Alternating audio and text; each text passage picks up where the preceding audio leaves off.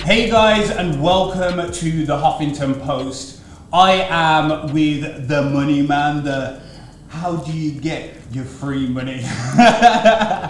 and I'm going to have him introduce himself, but this man's allowed me to actually look into different places, and look into different resources to actually get funds for my business, and it's also enlightened me with the amount of options that are actually out there, to be honest. And his story is great because I actually went to one of his sessions and he kind of broke down a few things that he did in his past. Hence the reason why I'm having him on the show. He's very enlightening, and I was going to say your name. Can you introduce yourself? Thank you, Theo. My name is Drew Currie, founder of a project called the Innovation Factory Cooperative. Yep. And my feeling is, at the moment, there are too many barriers to entrepreneurship. Yeah. And what I wanted to try to do was my own personal battle was to try and help entrepreneurs, innovators, self-employed, or SMEs try and get access to a lot of the free money that is out there. Yeah. So the Innovation Factory, as I said, it came from, I'll tell you, the person who pushed me down this kind of road as well was Pam Shima, Yeah. who you know from the NatWest Accelerator. And I managed to get for my first project, a pain relief foot spray, I got around £200,000 in grants and in-kind funding. And Pam said, can you share that with some of the other entrepreneurs?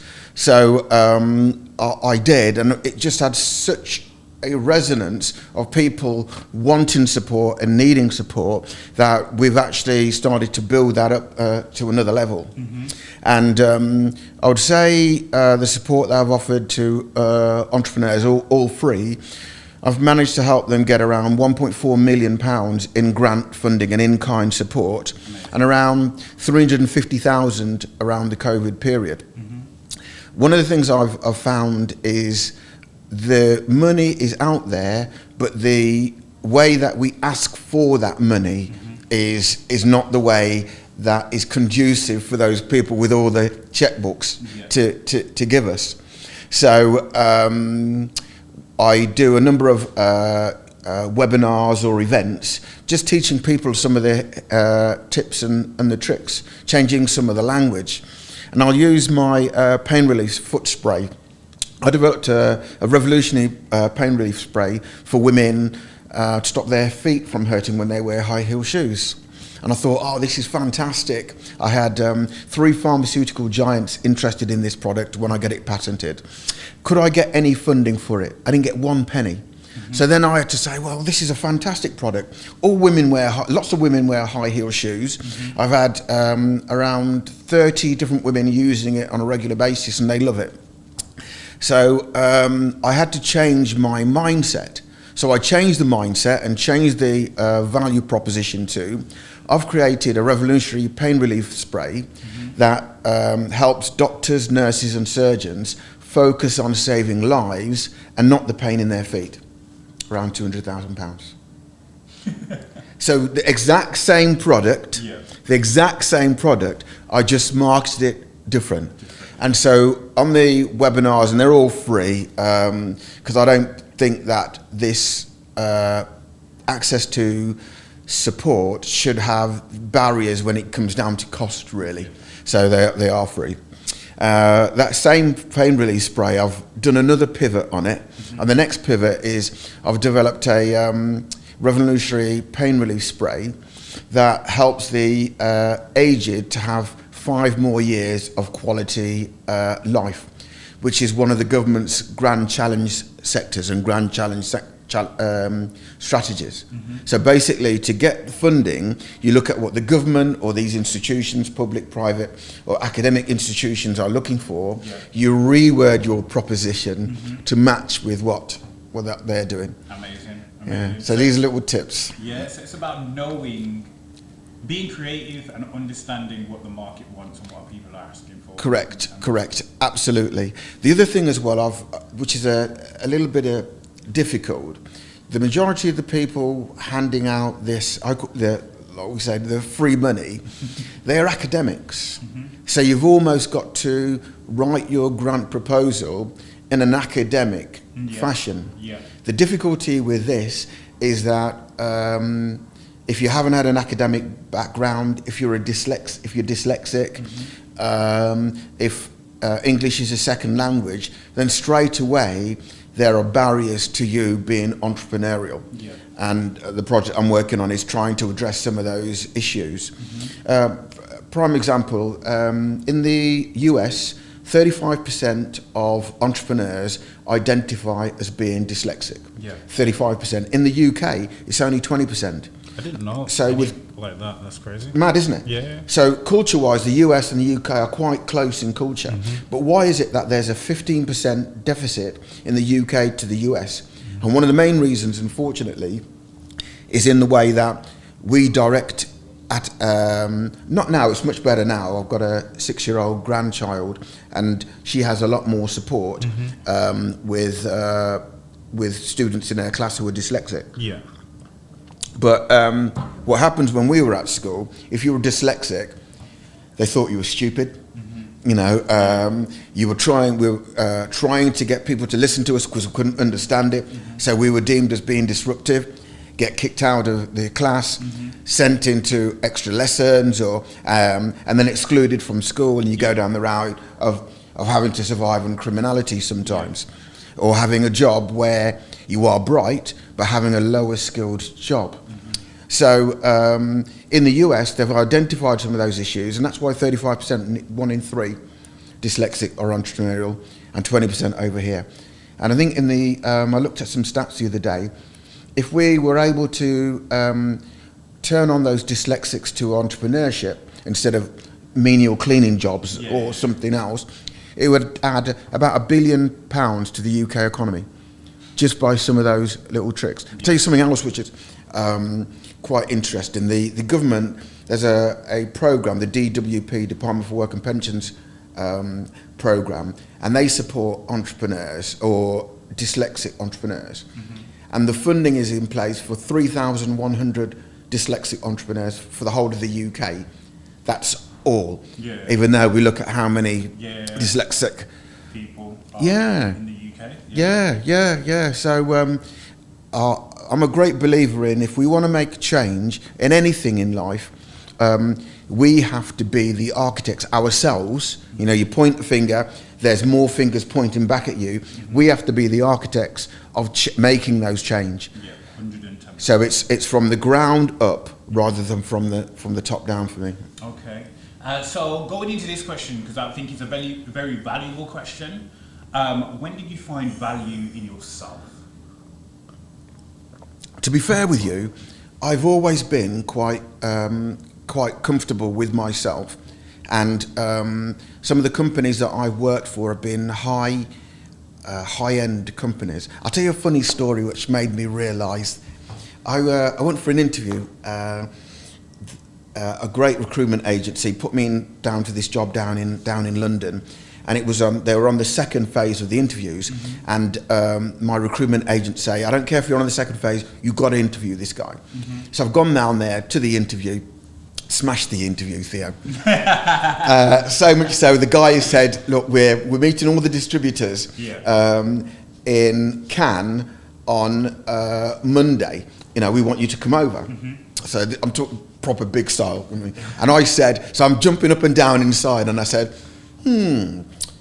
I can't do Monday, but I can do Tuesday. So he said, book yourself a ticket. And I said, I could do, but that's a little bit too much exposure. So they've ended up booking me a ticket, banging me in this hotel and all this kind of stuff over there. Stayed in a hotel, the Josephine Hotel on the Croisette in Cannes. So lovely, lovely hotel. So I got there, and there was all these distributors around there, because it was a company called NCAD. They made large format inkjet printers. They've now been bought by Kodak. And I was talking to all these guys there, and there's one of the guys who's a distributor, and he mentioned this company, and I knew the company. And I said, oh, that's a great company. How long have you been working there? And he said, working there? I own the company. Then I've looked around, and I thought, Drew, you're not in Kansas anymore. So all of this, it made sense. All of these guys were talking about all these kind of things. And then they were started to talk about, I guess it's like politicians when they get together around the heads of states, right, the G8. You know, they're all puffing out their chests and all this kind of stuff. And they started, two or three of these guys were talking about how they got together for a holiday. And they were talking about their families and all this kind of stuff. And I was trying to tot it up, and I was thinking, that's 15 people that they're talking about being on this guy's boat. So I'm thinking, how big a boat must that have been? Yeah, you know what I mean? So I've always, working with those guys, and I came up with some business strategies and things like that I found obvious to me, but they didn't get it. And that's when I was thinking, whoa, neurodiversity, from somebody from a different background is able to see things that they're not able to see, and they're able to see things that I wasn't able to see. But because of the way that my particular domain, and I was strong in that domain, we did great guns. You know, we started to grow the business. By the time I left that business, we'd grown the revenue by about 3.5 times compared to the previous person, just because I was doing things slightly different to the way, the conventional ways that they had done business. So I've always thought that I've always been able to see things. Of course, I've got weaknesses. My biggest weaknesses is I'm not that good at accounts. You know, and for me, and I'll tell you the reason why. My times table is rubbish. You're not alone there. Now, the reason why mine is so bad is what used to happen when we were kids at school. You'd have every time you'd learnt your times table, the teacher would give you a gold star. You know, all the way through. Anyway, I've gone into a stationeries, and I found a stationeries where they've got exactly the same colour gold stars, same design as the ones that my teacher was hanging out at school. So I'm thinking, whoa, I don't have to learn my times table. I bought a packet, and then every time I'd sneak another gold star on the wall to make it seem as if I thought I was a genius. And now I realise how dumb an idea that really, really was. Quality. So, like, you know, within your business, you've obviously had like ups and downs. Social media paints a whole different story for everyone. It gives you the highlights, the most beautiful parts, the wins and so forth. But as we know it as entrepreneurs, there are the downsides in business, and it can get very stressful. Can you give us a story or a scenario of when you had a problem and you had to solve it? Well, yeah, a good question. I had about 4 years ago, I'd semi-retired. I'd done rather well in the business with a partner, and the dividends and bonuses was a sizable amount, a 6-figure income each year. Company car, Mercedes car, company apartment, and my share of that business was a sizable, just a little bit below $500,000 in that. Unfortunately, I took my eye off the ball and got ripped off.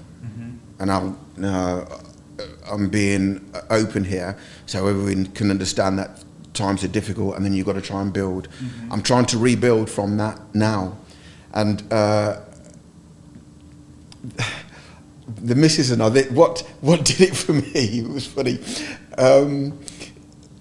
I showed the missus my current bank account statement, and she was like shocked. She said, "That's in your current account?" I said, "Yeah." 4 weeks later, everything crashed. So it's always good to remain humble at all times. And you're right, where what we see sometimes in social media is not what's going on inside people. Unfortunately, people are not as honest as they could be, because if they are honest, that opens them up to pain in many respects. So, and putting all your business on social media, I don't think is the right platform to be out there. Facebook is a horrible platform, for the most part. LinkedIn, I like that as a social media platform because it's just much more professional. People on there want to try and support other people as much as possible. You can use the likes of LinkedIn to reach people that you'd never otherwise be able to reach. Yeah. So for me, the LinkedIn is the best social media platform. And it was interesting, after what happened with George Floyd, normally on LinkedIn, there was separation between professional and personal.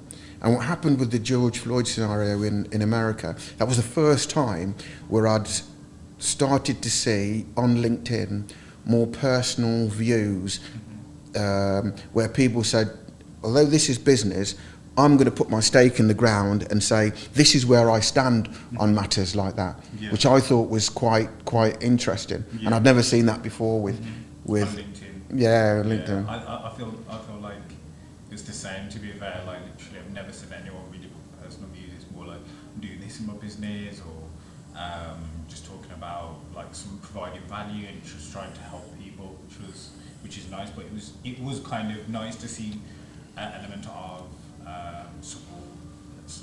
Let's just say that. Getting into like you being a resilient person, how have you remained resilient through the ups and the downs? Because obviously we know about the ups and downs, but how can you keep yourself mentally stable? What is it that you do physically that keeps you like alive? Say like that hurt a bit, but like I'm still coming back. Because some people crumble. Yeah, and I could see how a number of people during this pandemic, I can see how some people would struggle.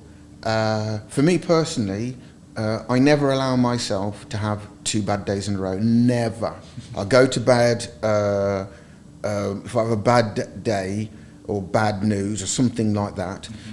The tough part as well with me is my standards are quite high, which is a little bit of a problem. So I never go to bed and wake up feeling bad. I'm always thinking to myself while I'm sleeping that night, okay, what am I going to do? What actions am I going to take that's going to resolve the issues that I've had the day before? And instead of dwelling on the issues, I try to focus on problem solving. And if you focus on problem solving, what can you do? Who can you talk to? What can you put in place? Then that takes the mind away from that negative part. The other thing as well, everybody should do, and that is have a level of fitness. I totally agree with that. Totally. Like, especially with now, like 1,000% get out, walk, run, do some type of gym activity.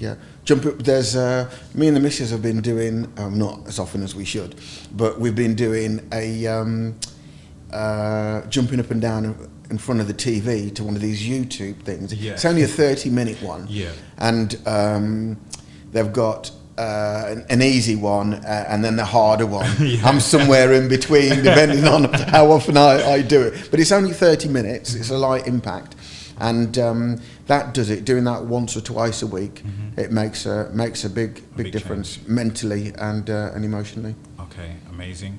What options are out there?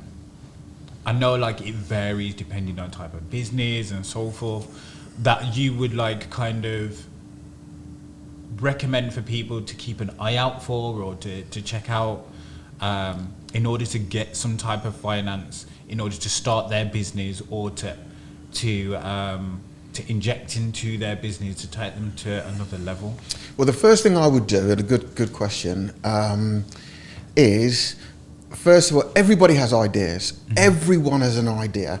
The tough part is which one of those ideas will make money, and which of those ideas is just going to be like a lifestyle kind of business. So once you've got your idea, the next thing I would do, and this is so disciplined, There's something called business model canvases or innovation canvases. You can pull them off the internet. The Knowledge Transfer Network have got a really good one. And what you'll do with that one, you can just write in there all the bits and pieces about your idea to flesh it out to see if it's a good idea. And if it passes that innovation or the business model canvas, then after that, you can look to seek funding. Never go and seek funding until you've done the market research. Never, because you're not going to get it. Now, nobody's going to give you thousands of pounds if your idea is a chocolate fire guard. It's just not. It's just not going to happen. So, first thing, flesh out the idea, and then after that, I would say there's some great organisations. One that I love for go to your local LEP. Your local enterprise partnership. There's 38 of them in the UK, and they provide free advice. It's about an hour's worth of advice, and they can point you in the right direction of where you can get funding. But even before then, you've got to make sure that you've got the idea, and I would say you've got a draft outline of what your business plan is going to look like. Even before you go there. Otherwise, you're wasting their time, and that time could be best spent with another organisation that's better prepared than you are. So do yourself a favour by getting your business plan roughly in shape. It doesn't have to be perfect. And then you can go to these other places. The Innovation Factory Cooperative that I'm working on, part of that project is where we provide free business support for every entrepreneur, for every sector, forever. So that's business learning, and we've got some really, really fantastic organisations that are on board who have that same belief. Let me tell you something that's surprising. Cooperatives, 79% of cooperatives are still going after 5 years. So, you know, the co-op store, co-op funeral, John Lewis partnerships and things like that. 79% are still going after 5 years because of that cooperative business model. Traditional businesses, they've got only 40% of those businesses are still going after 5 years. And if you look at entrepreneurs as well, 90% of entrepreneurs failed. 20% of businesses will fail in the first year. And most of that is because they're built on the wrong business model. So that's why most of them fail. So with this project that I'm developing with the Innovation Factory, we're working on getting the best skills from all the different areas to have a vested interest in that particular project. So for example, somebody's developed a something like you setting up your own portal for movies and content.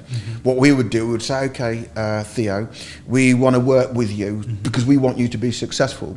You give us a percentage of that business, we'll help you grow the business. Then when the business grows to a level, you're able to buy back shares, so it's still your business.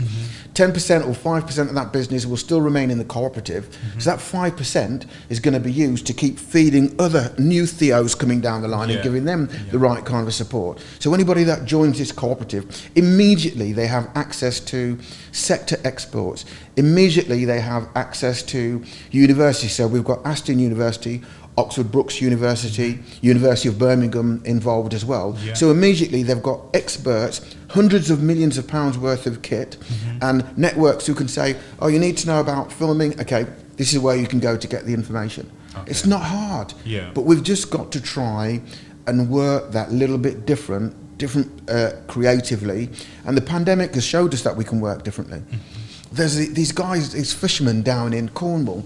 What they were doing, they were going out to fish. Most of the places were down on lockdown. They were going out in their boats, fishing, coming back, loads of fish. And because there was only a few fish and chip shops open, the guy there would say, well, I've got 20 of the, you're going to give me that fish for 10 pence, when normally you buy it for £1.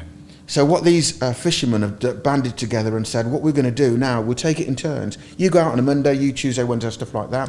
So when they come in, that same fish and chip shop has to buy from that fisherman because there's no others. So it keeps the prices.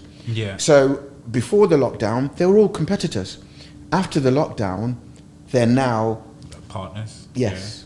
In essence. So we just have to try to work and think that little bit differently, and we've got to try and do the same within Birmingham as well. Because I think the West Midlands, although we're the second city, we could do a little bit better. I think that we could do a lot more collaboration with each other and loads of different businesses. Definitely a lot more partnerships. Yeah, we do.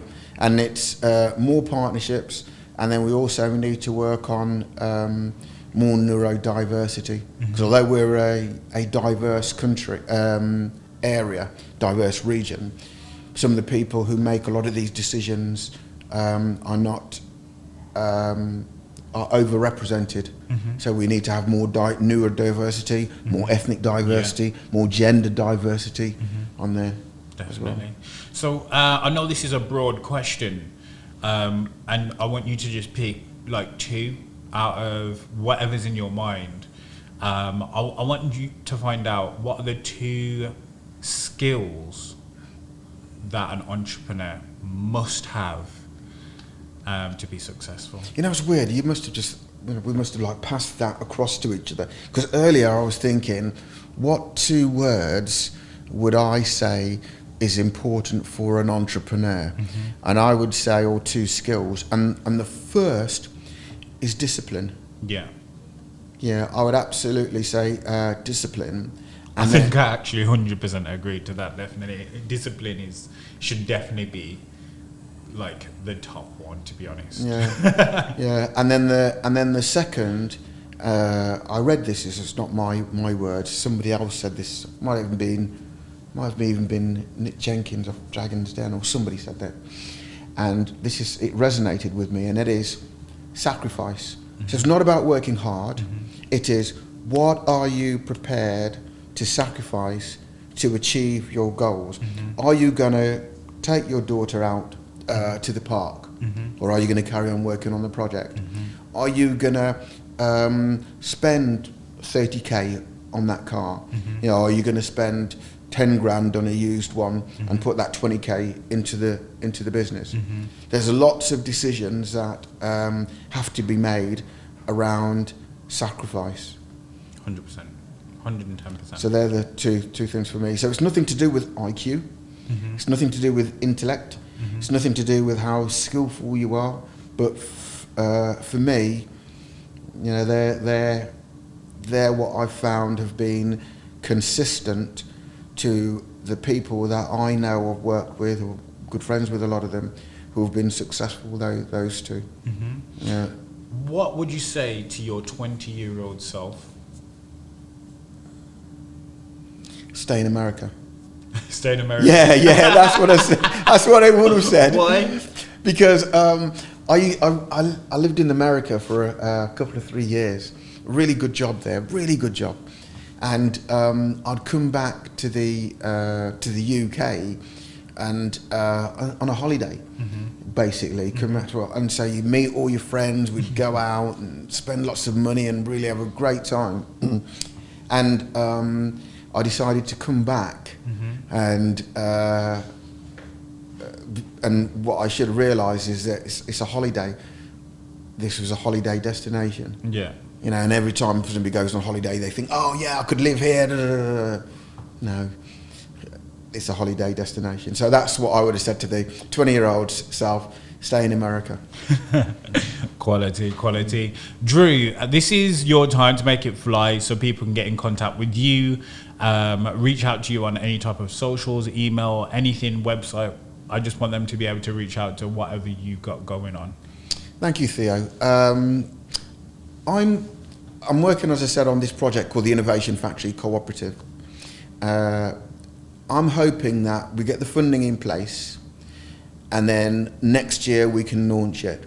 And then when we launch next year, then I'll be reaching out again. I don't want to waste anybody's time to saying, because we're not there yet. But if you want information on grants, funding, and free support, go onto my website, theinnovationfactory.org, sign up to the newsletter, and every 2 or 3 weeks I'll provide some information on the latest grants, latest funding, and opportunities that are there. So that's what I would say. Sign up to theinnovationfactory.org, and every 2 or 3 weeks you'll get some really good information. I'm about to put one up here over the next couple of days.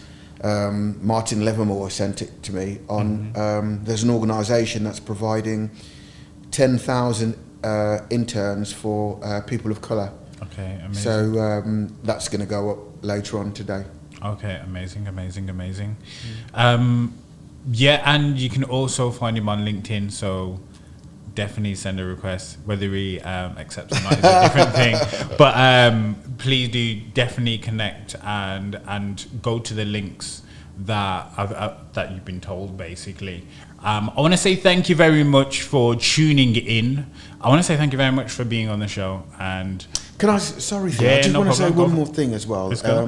and that is, I believe in collaborations, and I've had tremendous support, emotional, financial, many different ways to get me here today. And I'd just like to say, support. We need to support each other. Yeah. And collaborate with each other. Even if we can't see the end vision, we just have to support that person and say, I believe in you, go and crack on. Yeah. And I've had some really good people around me who've provided the right support. So there's Pam Shima, Gordon Merrilees at the NatWest Accelerator. Yeah. There's been Eric Collins, who's one of the founders of Impact X, who the largest funder for underrepresented communities in the UK. There's Alison Online Training, who are one of the third largest providers of free online training in the world. University of Birmingham, Aston University, Crane, Oxford Brookes University. There's been some really, really good organisations that have supported and are supporting this new project that I wholeheartedly believe is going to change the way that we innovate in the UK. That's the strongest belief, supporting other people to be the best that they can be and to achieve economic inclusion. So for me, I'd like to say a big thank you to all those people out there who've supported me and are supporting each other. Amazing. Thank you. Amazing. And I know Pam as well, and she's definitely a great connector, and she's definitely really pushing and helping people connect. It's amazing. She's definitely amazing. I want to get her an OBE eventually. I'm telling you, after I finish my projects, I'm going to that's my project. Get her OBE initials after her name. Seriously, I think she definitely deserves it. She 100% deserves it. Listeners and viewers, I want to say thank you very much for being here, listening to the Huffington Post, listening to the stories, and taking away any advice from this video or this podcast. Please share it with the entrepreneur that needs this the most. They might be down or they might be stuck. Just send it to them, and then they can take of this conversation as they want, whatever they want. And also, please leave a comment down below for myself or Drew, and we'll get back to you, because it's all about community. It's all about the community. It's all about communication. So I just want to say thank you very much for listening and watching, and I'll see you on the next Huffington Post.